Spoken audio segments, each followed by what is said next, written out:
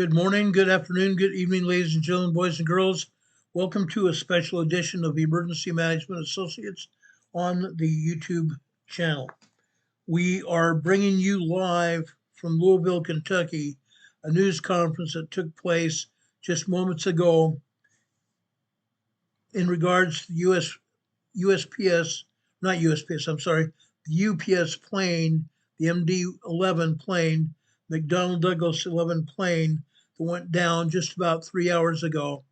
And we were on the air at the time it went down, but I couldn't find any good, reliable information to put on the air then, so we're coming on the air now. Before I go to the news conference, I want to warn you this will be graphic. So if there's any reason that you need not to see it, please turn away from it. But this will be a graphic scene. The first thing they're going to show is the aircraft skidding down the runway. The MD-11 aircraft got 185 to 200 feet off the ground when it dived back into the runway and skidded down the runway into a business area. Presently, there are at least 3 people that have passed away as a result of this accident. There are at least 11 people that were injured, and there's still people that they have not accounted for yet at several businesses, including a auto parts store in the nearby vicinity of the airport. Let's go to WHAS 11 News right now for more information about this plane crash. All right. Well, again, we are getting ready for Governor Andy Beshear, who has made his way to Louisville tonight to address people in the Commonwealth, not just here in Louisville, but there are so many people that are worried about who have friends, loved ones at UPS, people that were at the airport. Everyone is wanting to know what's going on. That, the scenes of what is happening is being watched around the country and really around the world, Doug, right now. Right. We've never really had modern day aircraft disaster here in our community. We've been very fortunate. Right. And that goes to show the constant training and the planning and the safety of our airport. Absolutely. I don't ever remember in my history here of ever covering anything like this. I'm going to get a... Prototype. Hold on, I can't let the music go out here. I'll get a copyright violation. And now we want to join Greg Fife. Greg Fife, with who used to be with the NTSB. Yes, former investigator with the NTSB. Hi, Greg. Can you hear us? Hi. Sorry to be on the air with you under these circumstances. Yeah, a very tragic situation. Greg, from what you've been able to see, where are you, first of all? What part of the country are you in?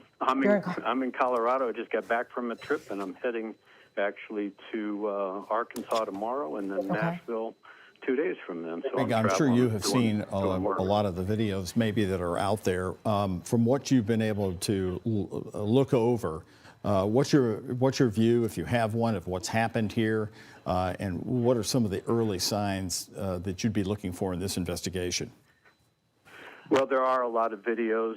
There's one specific video that actually shows the airplane in the takeoff, the latter part of the takeoff sequence, where it looks like the nose has come off the ground. Couldn't really tell if the mains are off, but it's apparent that there was some sort of catastrophic loss of the left engine or something on the left side, presumably the left engine. And with that, the aircraft wasn't able, if it was a total loss of that engine, the aircraft being heavy since it was heading to Honolulu probably had anywhere from 30 to 35,000 gallons of fuel and then whatever cargo load. It's heavy, low, and slow. And when you lose an engine that late in the takeoff, it's very difficult to get the airplane airborne.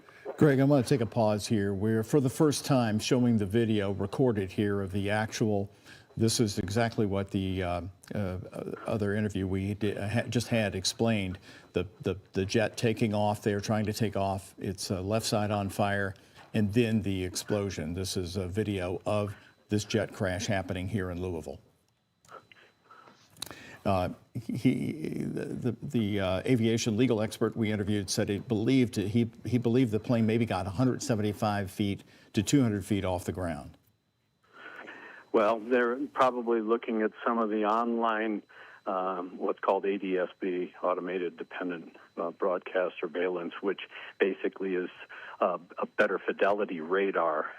But there's always some noise in that data, so you can't take that until the investigators actually get the actual data, not only from the flight data recorder off the aircraft, but any then ground-based ADSB data that'll come from the FAA. That'll give investigators the best fidelity to determine if, in fact, the airplane did get airborne and how high. And Greg, you've probably seen the video as it's taking off, I take it. And so as we're looking at it now, the fire that's in the back of the plane when it first starts, would the crew have any chance of being able to, what would they know at that point when that fire first started? Connie, that's going to be one of those questions that could be answered by the discussion of the crew members once the NTSB has recovered the cockpit voice recorder. That'll tell investigators, okay, the crew is aware that they just had an engine problem, an engine failure on the left side. They may not have understood or known the gravity of the situation because that engine sits so far back behind the cockpit. And unless you have a pilot who actually turns, almost 180 degrees to try and look out there, they may not have known that they had a catastrophic. All the engine instruments will tell them is that you had an engine problem or an engine failure, but it won't tell them. They probably got a fire warning as well, but they wouldn't have known the seriousness of that fire that you can see in the video. You've investigated so many different types of plane crashes, Greg, with your time with the NTSB. How would a fire like this develop so quickly as the plane is just leaving the terminal there to take off? Well, remember, they taxied out. Apparently everything was normal, and it was probably apparently normal or uneventful even through the initiation of the takeoff roll. But when you have those engines at maximum power for takeoff, that engine's working its hardest. So that means all of the stresses and strains on all the rotating components within that engine are under extreme loads. The core of that engine is spinning at around anywhere from 28 to maybe 32,000 revolutions per minute. So you have a lot of energy, a lot of torque, and of course a lot of stress on those component parts. So if you have a failed blade, because there is a series of blades, fan blades, and then turbine blades, and if you have a failed blade in there that then punctures a fuel line, all of a sudden now you will have a catastrophic explosion like this. We've seen this on other engines. We had a 777 coming out of Denver about a year or so ago where they lost the engine in flight, had a large fire. Fortunately, they were able to at least subdue the fire, get the airplane back on the ground.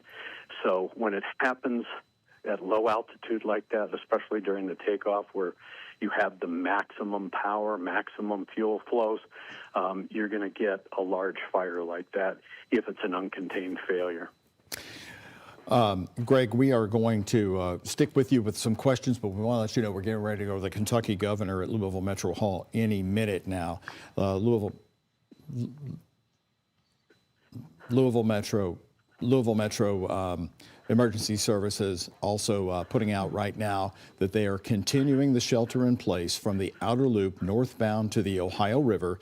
They are telling people to avoid as best you can any smoke from the airport. Very serious situation, and they're asking you now to turn off any air intake systems as soon as possible, and that would be closing any windows on what has been a comfortable fall day here. A lot of people have windows open. Greg, I want to pick back up with you. The nature of the MD-11, can you talk to us about that with 2 engines on the wings and then 1 engine there on the tail? The MD-11 is a bigger version of the old DC-10. when McDonnell Douglas, which then was purchased by Boeing, was trying to update the DC-10 for better fuel economy, better fuel range, and hauling more people. They stretched the DC-10. That is, they made it longer. They added winglets to it. They put additional fuel tanks on the airplane in the tail so that they could get longer range out of it. And while it was in passenger service for, quite a while, it was never really the optimum airplane for servicing the needs of the airlines. Again, you got 3 engines. Well, then when airplanes like the 777 came out and a variety of other 2-engine large passenger-carrying jets, that really pushed the MD-11 out of service, but it became a very good cargo hauler, and that's why the FedExes, the UPSs, these cargo haulers are using the airplane because they were converted. They can handle big, large cargo containers, and they can carry quite a bit of cargo. So it's always been in service really for the last maybe 10 years now as really a working airplane for the cargo haulers. The fire is still burning. So how is that going to complicate this investigation? I mean, we've been talking about the amazing number of the pounds of fuel on board. This plane was fully loaded for a 9-hour flight, and they still haven't been able to get the fire out yet, Greg. Yeah, that's and a lot of that. The fires, because of where the airplane crashed, I think some of that was probably some in industrial areas and buildings and that kind of thing.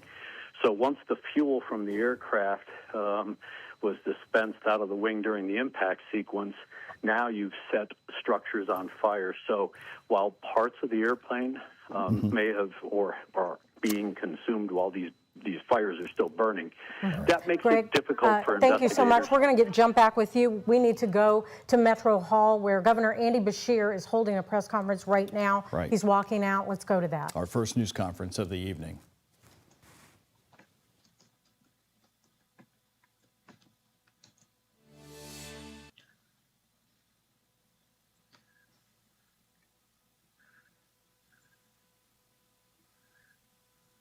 Please join us, Representative.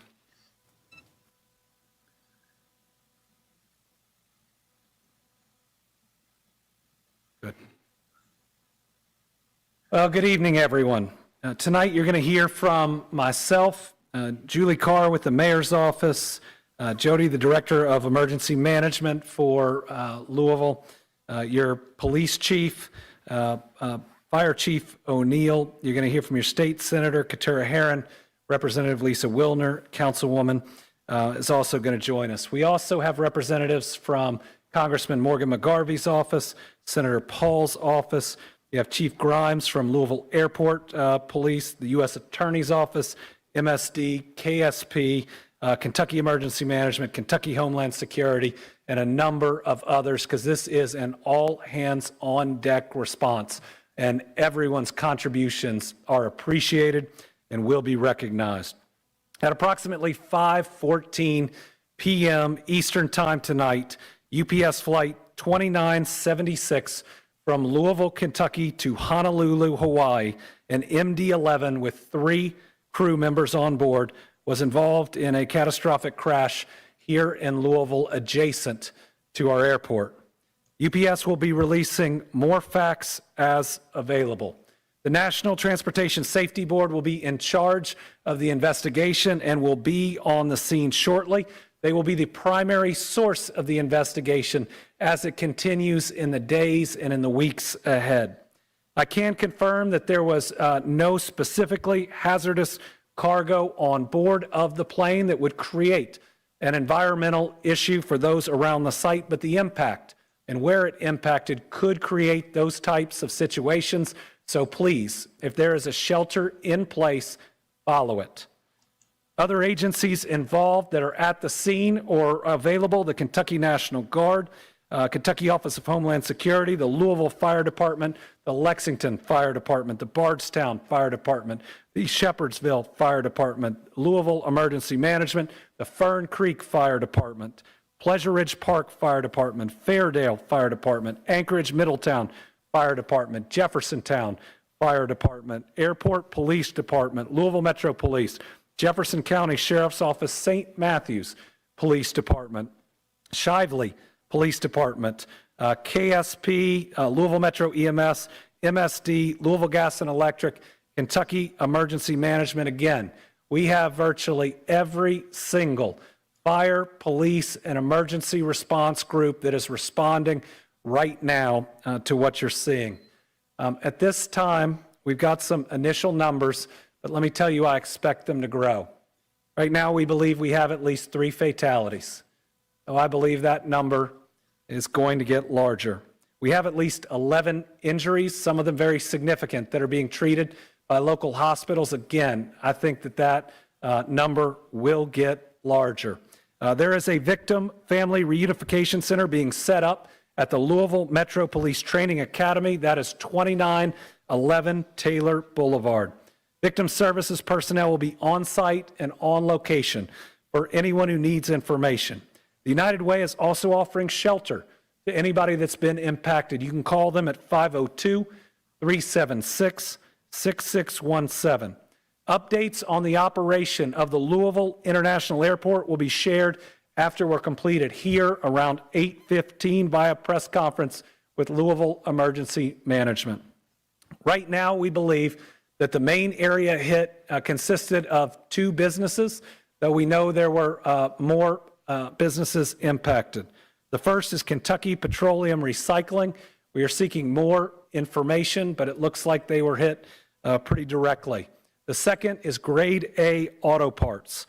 Grade A has been in contact. They've accounted for all of their employees but 2, but they do not know how many other individuals, customers, or others could have been on site at the time. Because of the nature of these facilities, it may be some time before we can account for everyone or know that no one else was on the grounds. They're going to provide us with descriptions of the 2 missing employees soon. Again, there's no direct information about non-employees who were there at the time. The radius for the shelter in place has been adjusted. It is now anything north of the airport to the Ohio River. That includes, without limitation, South Louisville, Old Louisville, and downtown. LG&E had some equipment that has been damaged, but they're reporting no major outages at the time. They may, for safety purposes, have to have some outages. Please understand that if that's done, that's to protect you and the people working on it. I've been in direct contact with the CEO of Ford Motor Company. I can tell you that the Ford plant there was not hit, though it has lost power or did lose power for a period of time, but with the number of employees working there, that's a blessing. I've also been in touch with the head of security for the convention center, and everyone is sheltering in place that is there. They have stopped people coming in for the upcoming events for people's safety, and I know they'll be sending out additional information. Anybody who has seen the images and the video know how violent this crash is. And there are a lot of families that are going to be waiting and wondering for a period of time. We're going to try to get them that information as fast as we can, but if this is a family you know, please give them your support.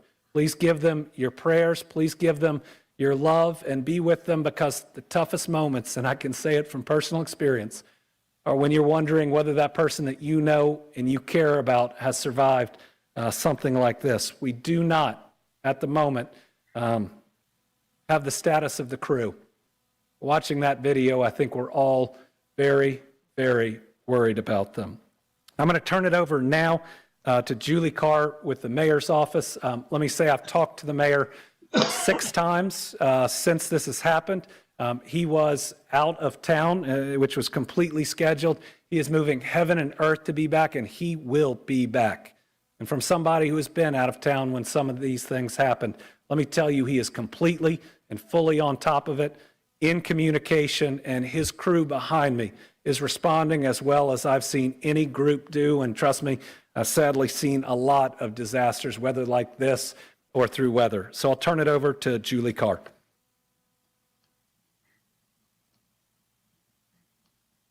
I'm Deputy Mayor Julie Carr.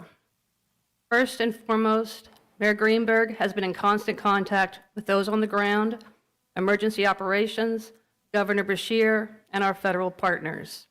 And he would like me to express that he and Rachel have the victims of today's crash in their hearts and prayers. He is asking the entire city of Louisville to join them in praying for the victims, their families, and our first responders, who bravely rushed to the scene to save people and are still actively working to put the fire out.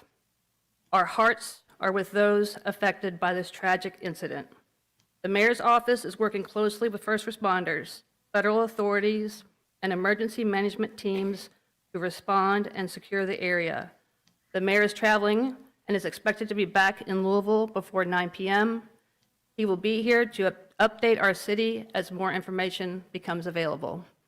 I'm now going to ask Jody Meinman, Executive Director of Emergency Services, to give more of an update.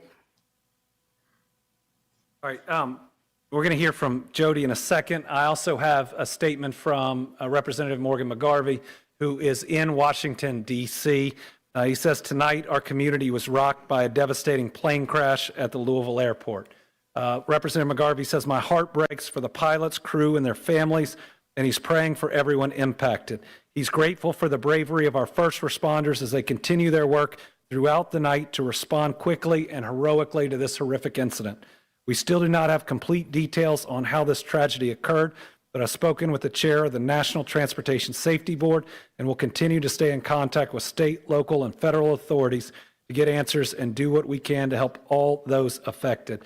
And I know your emergency management director is going to say the same thing, but the thing I left out is do not go to the crash site. You will put people in danger. You will put yourself in danger. There may be people that still need to be rescued. Do not be the reason that the first responders cannot get to them. There are still dangerous things that are flammable, that are potentially explosive at the site. Chief O'Neill was filling me in on that. All of his people and everybody else there are currently safe, but they are trained. The general public is not. So do not go to the site. Director? Thank you, Governor. So we provided and are assisting currently with on-scene coordination between all the agencies. And initially, obviously everybody can see how big this site actually is. You're not only dealing with the aircraft itself, but you're dealing with several businesses that were affected. Some of those businesses have some issues and some hazards on them that we have to address as well. So establishing that incident management team and that initial unified command between all the agencies that you see standing behind me, as well as the ones that are on site. The Okolona Fire Department was the initial local fire department that was dispatched, and then the city of Louisville was dispatched very recently after that, after multiple calls started coming into our 911 center. But there's three phases of this response. It's life safety, it's incident stabilization, and it's property conservation. And we're still in the life safety step in that process.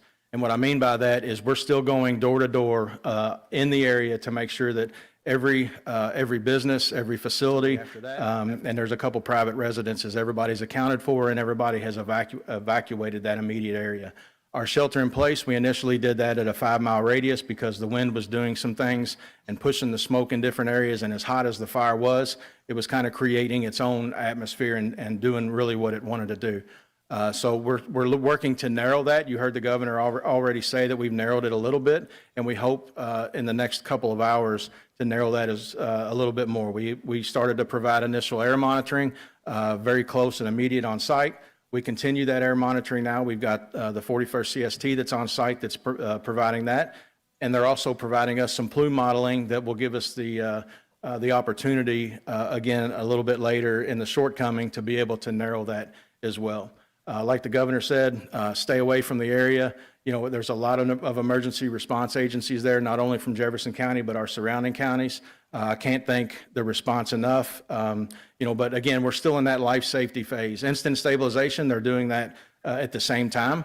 Like I said, it's a very large area that's been affected by this, and they have to narrow that down and start to go into that area to make sure that they can identify all the future hazards that can present themselves during this emergency.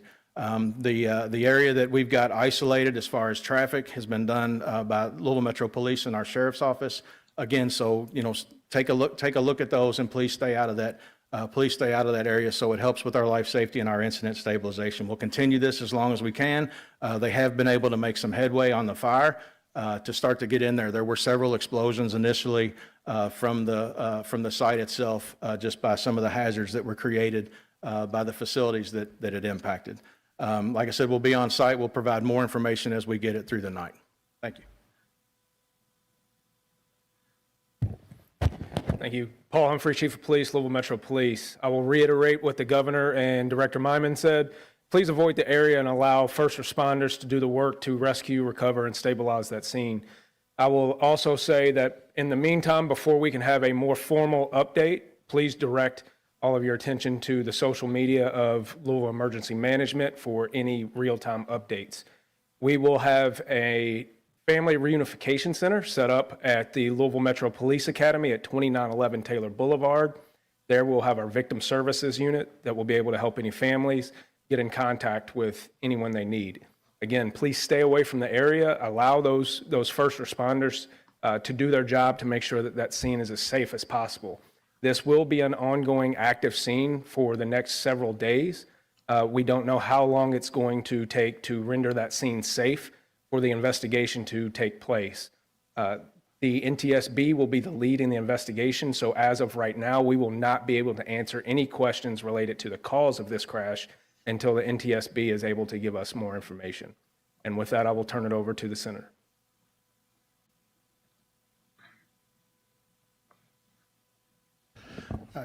Good evening, Chief Brian O'Neill, Louisville Fire. When you walk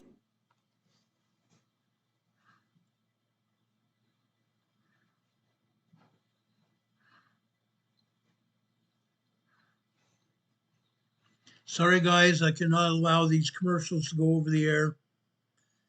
I cannot allow the audio portion of these commercials to go over the air.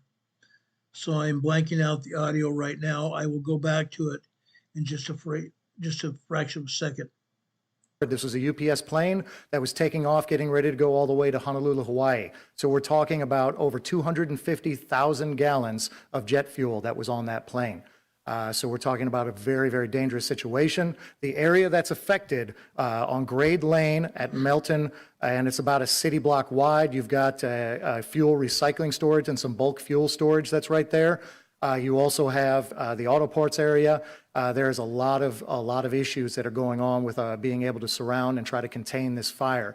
When I left the scene about 40 minutes ago, crews there were doing an amazing job. Again, all credit to the firefighters on the scene. They are doing incredible work, and they are containing this fire. Basically, you have to surround it. Where I was with some of our crews was on the north and west side, and you've got Okolone and other people that were leading the charge on that south side to try to just bring it in and bring it in and bring it in. But as I said, we're dealing with not only the initial fuel spill, but all the additional that was on site there. So it's going to be a little while. I've got to reiterate, I know you're going to be tired of hearing this, but you're going to keep hearing it. Try to be patient. Listen to emergency management for any updates. I know you might be eager to try to call to try to find out what's going on. I promise you, people are busy, people are working, they're doing everything they can to keep you safe. I want to address really quick the rest of the city. We have called in one of our off shifts. We have 3 different platoons of firefighters, so we've got off shift firefighters, the staff to back up. So rest assured, the entire city is still protected and still covered with plenty of fire safety, even though we have so many units that are down there south of the airport. So if there's any need for any other emergencies, you are covered, you are protected. Thank you. Thank you. Okay, the rest of the news conference were politicians talking about their constituents and how glad that the first responders were there and took care of business. And it's just politicians. So I'm going to avoid that. I'm going to ask you all for your impressions. I want your comments or anything else that you might want to talk to us about. And I will be happy to answer questions as well. Have no problems with questions. Does anybody have any questions for me?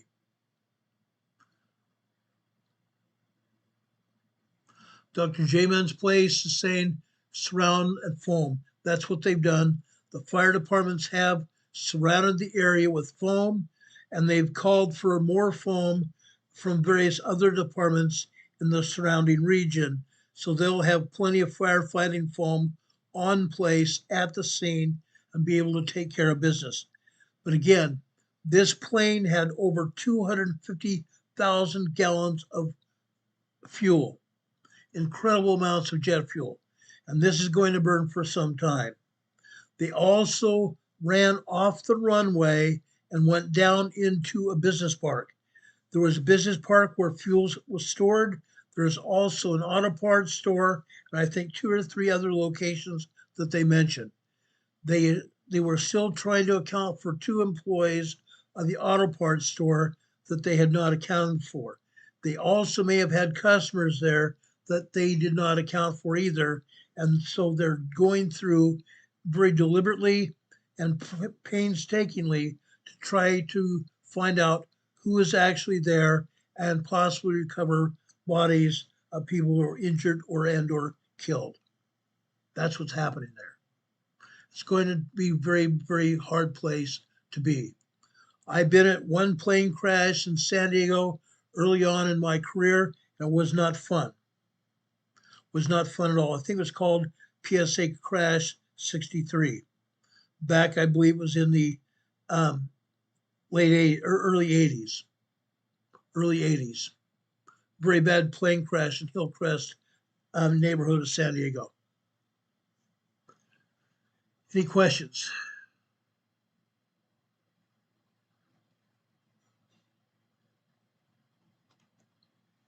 The right substance, his old mission commander flies for UPS, and he reached out and has not heard back from him. We don't have any identification of the 3 pilots that were on board. One was possibly the navigator, the other was the pilot and the co-pilot. That's what was on board. Yes, jet fuel is like alcohol. It's unreal. It'll burn and burn until it burns itself out. Unfortunately. That's just how that thing goes. Danish Girls here, thank you also for being here as well. We appreciate all of you being here. At one point, we had 75 people watching this program. Now we're down to about 39 or 40. Unreal how that works. If you also, we'd ask you to give us a thumbs up, if you will. Let us know how you think we're doing, and also the thumbs up gives YouTube the idea that, hey, people like this program. Hey, we want to watch Ron and his EMA family. We appreciate that a lot. Okay. Any word on tail number? No, they're not giving us that information. I tried to get a tail number just about an hour or so ago, and they would not give it to me. They will not give out any information about the plane right now, unfortunately. Virginia's saying thoughts and prayers. I agree.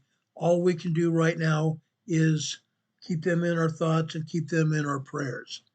At least 3 people passed away as a result of this crash, and 11 people at least have been injured. There may be higher numbers coming out in the next few hours or days. That number will probably change greatly.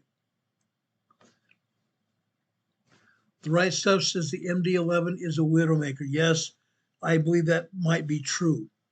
The MD-11 was a DC-8 counterpart, okay? McDonnell Douglas built the DC-8, and from there, they sold out to McDonnell Douglas. When McDonnell Douglas put the MD-11 out, it came out as a passenger plane. From that, it developed into a cargo carrier. And then because of the size of the plane, they could not get enough passengers to make it work for passenger service. So they took it out of passenger service. They revamped it for a cargo. It was a great cargo carrier. So ever since that point in time, and I don't have the dates of that time period, but they took it out of passenger service, turned it into a cargo carrier, and it's been that way ever since. I remember an MD-11 quite a few years back that did crash. It was really bad. This one is really bad as well. MD-11 does not have a good record. SRS says had the plane actually lifted off the runway and then plunged down, that's what they believe happened. They said it might have got upwards of 175, 185 feet, maybe 200 feet off the ground, and then plunged to the ground. Just barely got off the runway. They said something happened with the engine on the left wing. This is a tri-engine plane. There was one engine on the left wing, one engine on the right wing, and an engine on the tail. That's how the MD-11 works.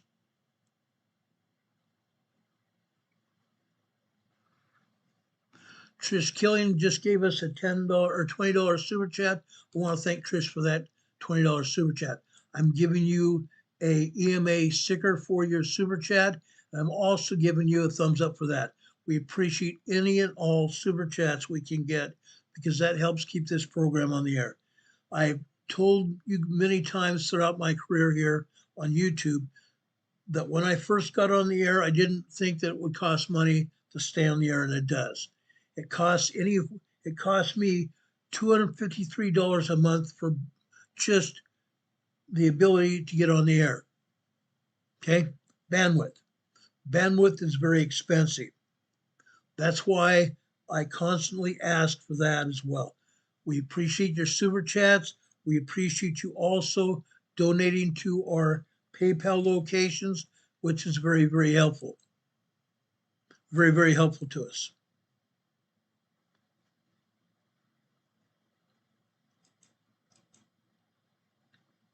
Okay, right now I took down the screen for the news conference because basically the news conference is over. You have our PayPal location scrolling across the bottom of the screen. You also have our email address, rltnspdema@gmail.com. You have our mailing address, 504 Bethel Road, Box 401. Morganton, North Carolina. The zip code here is 28655. That way you can send us cards and letters, which we greatly appreciate. Thank you for that. Right Stuff just gave us another $5 super chat. Thank you so much. I'm also giving you a EMA sticker on your super chat right now. And I'm also giving you a thumbs up. Thank you for that. We greatly appreciate that. That means a lot to us.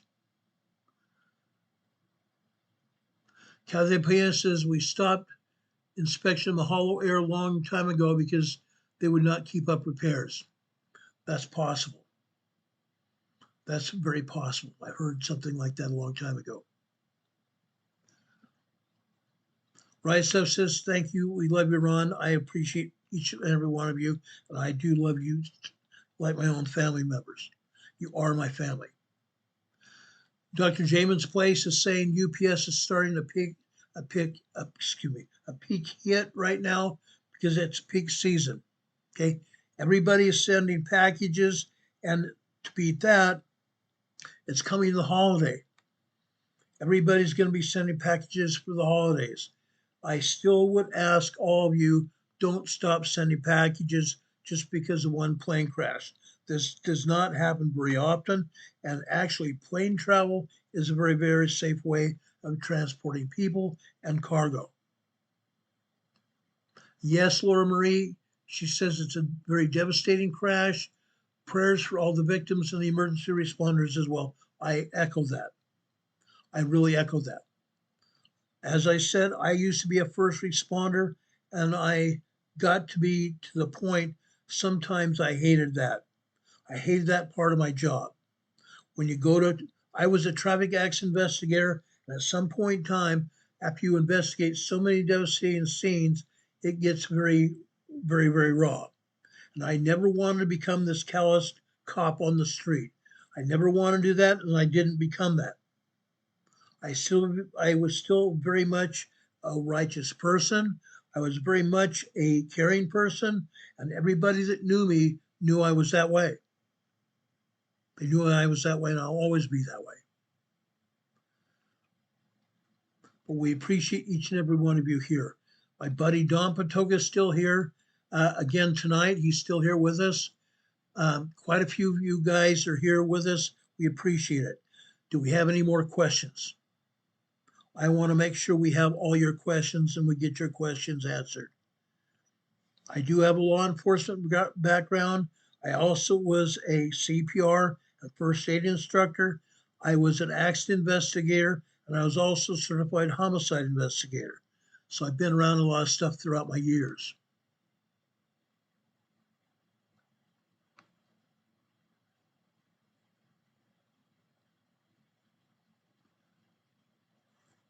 Wow. Wow, Trish, you guys were delivered 6 hours in Atlanta a few days ago. You're actually going to get $400 from the airline. That's excellent. I didn't get that.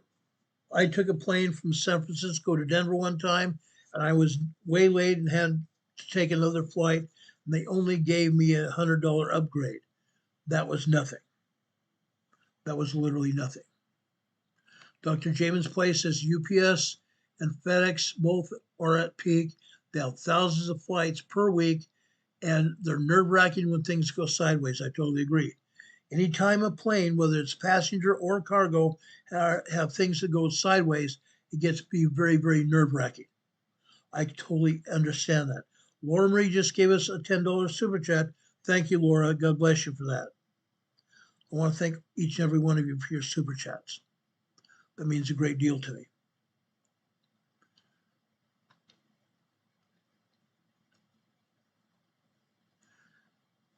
Any other questions?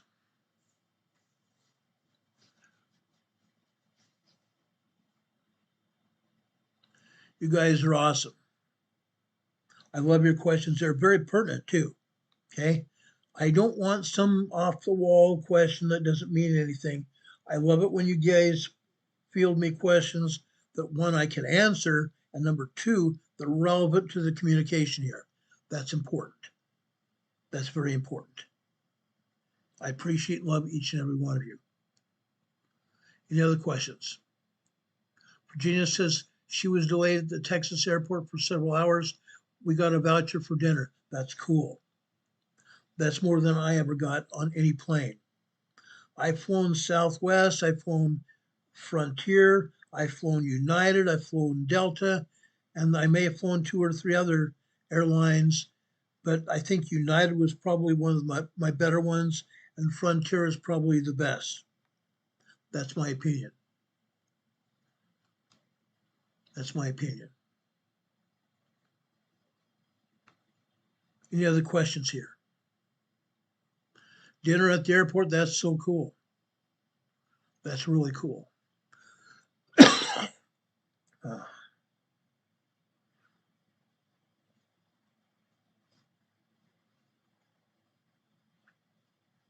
Well, Marie, I love that emoji too. That's a cool emoji.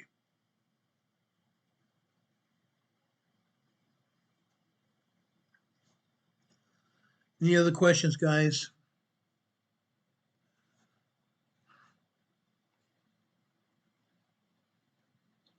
Kathy Payne says they watched 18 jets land in 30 minutes during the day. A CME hit 9, or military it was they liked in slow motion, walked out of Costco. She knew it was coming in.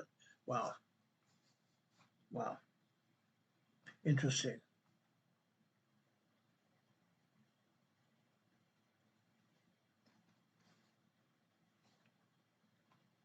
Any other questions, guys?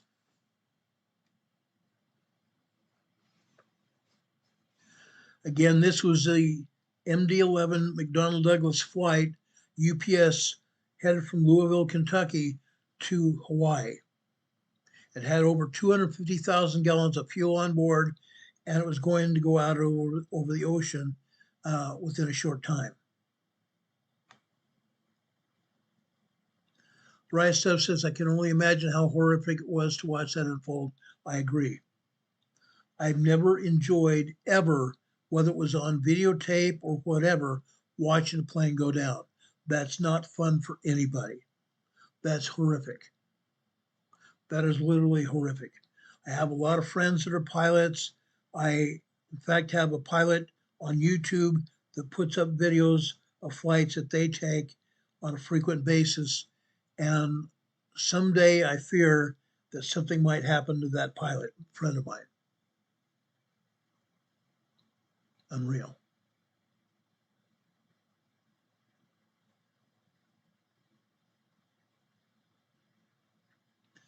Don says he witnessed two SR-71s go boof back in the 60s. Big roast. Yeah, I can imagine. Those spy aircraft are unreal. There's a SR-71 that's sitting out in front of the San Diego Air and Space Museum in Balboa Park. Every time I've walked in the Air and Space Museum, I've walked directly under that plane. It's a marvel of a plane.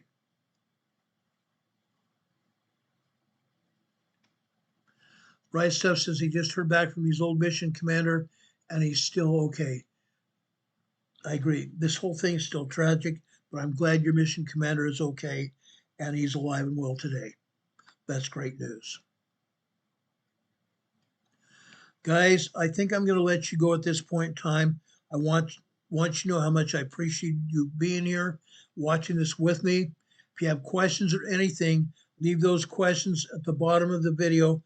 After we get off the air, we have a comments section where you can leave comments for us, or you can send us comments and such over to our email address, again at rltnspdema@gmail.com. You can also send us cards and letters, and in the cards and letters, you can enclose a check or even cash, and it also gets to us. We've only had one instance where it didn't get to us. All the rest of the time, all the checks, all the cash, all the gift cards have always gotten to us, and we greatly appreciate your supporting our mission here on Emergency Management Associates. Any other final questions? Arnold says, thanks again, Ron. Arnold, thank you also for being here. Arnold's been a great supporter of mine throughout the years, and I greatly appreciate his input. I greatly appreciate his support of our program here on our channel. That's awesome.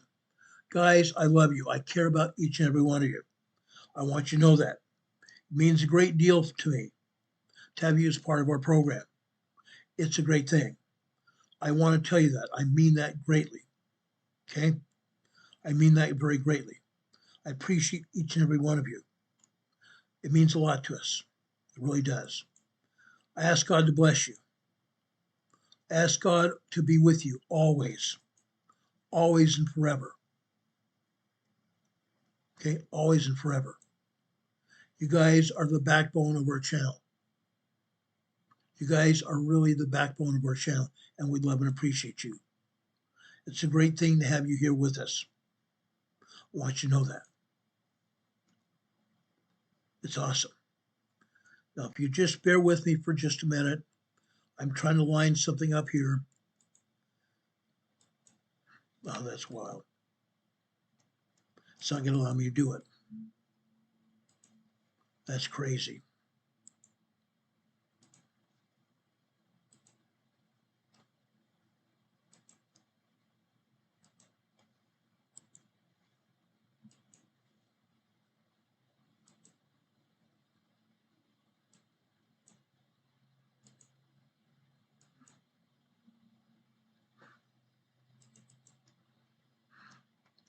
Okay, just give me a second, guys. Only take me a second here, and then we'll end this program. I hope you guys have a good night. Like I've said before, if anything happens between now and tomorrow, we'll be back on the air to tell you about it as soon as the information becomes available. Until then, God bless you. God be with you until we meet again. We'll see you on the other side. Good night, everybody. Much love.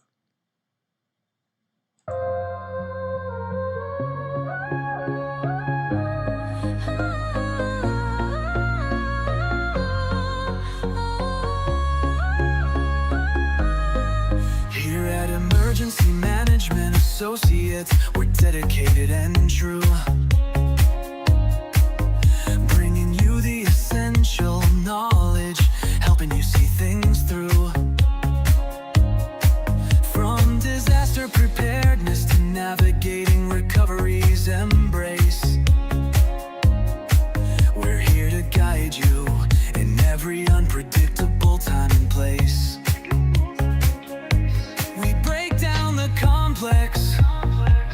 Make it easy to grasp and absorb, sharing strategies for safety, the vital lessons you can't afford to hoard. So thank you for watching, and thank you key part of our growing family, a member of our knowledge club. With every like, every share, and every comment you send our way, our critical message spreads further, helping more people every single day. Together we're stronger and more prepared. That's the truth we all abide. You help us build resilience with nowhere for uncertainty to hide. Your engagement truly inspires us.